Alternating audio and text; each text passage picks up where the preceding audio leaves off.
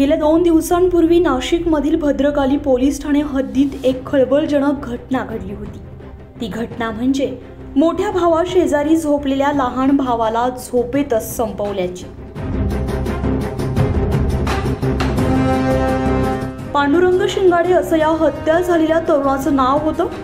हा तरुण सराईत गुन्हेगार आणि तडीपार देखील होता।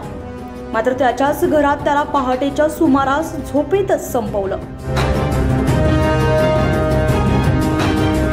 का, कशासाठी, कुणी, या सर्व प्रश्नांची उत्तरे अनुत्तरितच होती आणि पोलिसांसमोर या प्रश्नांची उत्तरं शोधण्याचं मोठं आव्हान निर्माण झालं।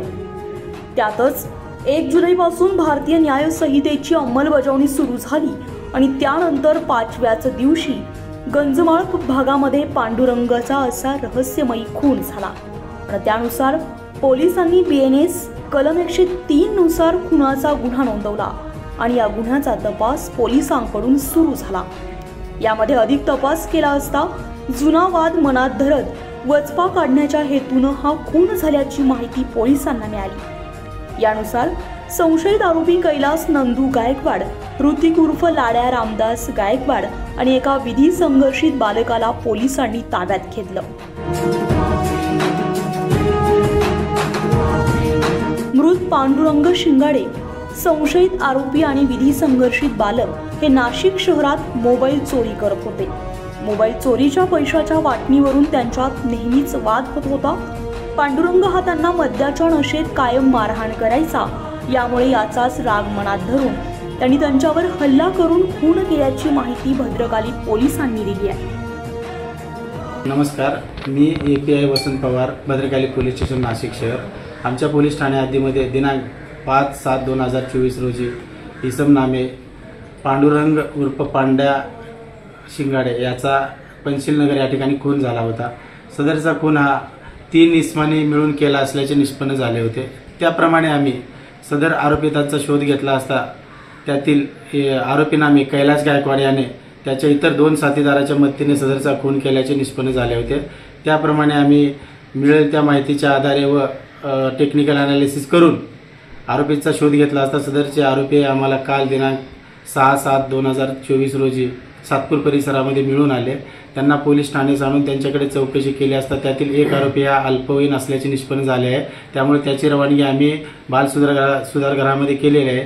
बाकीचे 2 आरोपी नामे कैलास गायकवाड व ऋतिक गायकवाड या दोघांना अटक करण्यात आलेली आहे। त्यांनी सदर खून केल्याचे कबूल केलेले आहे। सर, खून करायचं कारण काय होतं, कशावरून हत्या करण्यात आली? हत्येचं कारण म्हणजे यातील जो मयत आहे तो आणि हे जे आरोपी आहेत हे सगळे पूर्वी एकमेकाचे मित्रच आहेत, एकाच परिसरात राहणारे आहेत। परंतु जो मयत आहे तो थोडा त्यांच्यापेक्षा वयाने मोठा असल्यामुळे यांच्यावर दादागिरी करायचा, नशा वगैरे केल्यानंतर दारू पिल्यानंतर यांना मारहाण करायचा नेहमी। त्यामुळे यांचा त्याच्यावर राग होता आणि त्याच रागाच्या भरात त्याने त्या दिवशी त्याचा झोपलेल्या परिस्थितीत खून केला। तर ज्या दिवशी हत्येची घटना झाली त्या दिवशी त्याचा मोठा भाऊ झोपलेला होता शेजारी। त्याचा मोठा भाऊ शेजारी झोपलेला होता। त्याच वेळेला त्याने मागील खिडकीमध्ये दरवाजा नाही त्या खिडकीतून येऊन त्याला मारहाण त्याला मारून म्हणजे कोयत्याने वार करून मारलेला आहे। भाऊ त्याच्या शेजारीच होता, भावाला त्यांनी काही मारहाण केलेली नाही। नाशिक शहरात दररोज वेगवेगळ्या घटना घडतात। खून, मारामारी, लूटमारी, चोरी, कोयता गँग, हल्ले, दहशत अशा अनेक घटना वारंवार घडतात आणि त्यापैकीच हा एक खुनाचा गुन्हा। मात्र शेजारी झोपलेल्या भावाचा खून झाला आणि मोठ्या भावाला साधी या खुनाची साधी कुणकुणही लागली नाही। त्यामुळे पोलिसांसमोर खरोखरच एक मोठं आव्हान होतं।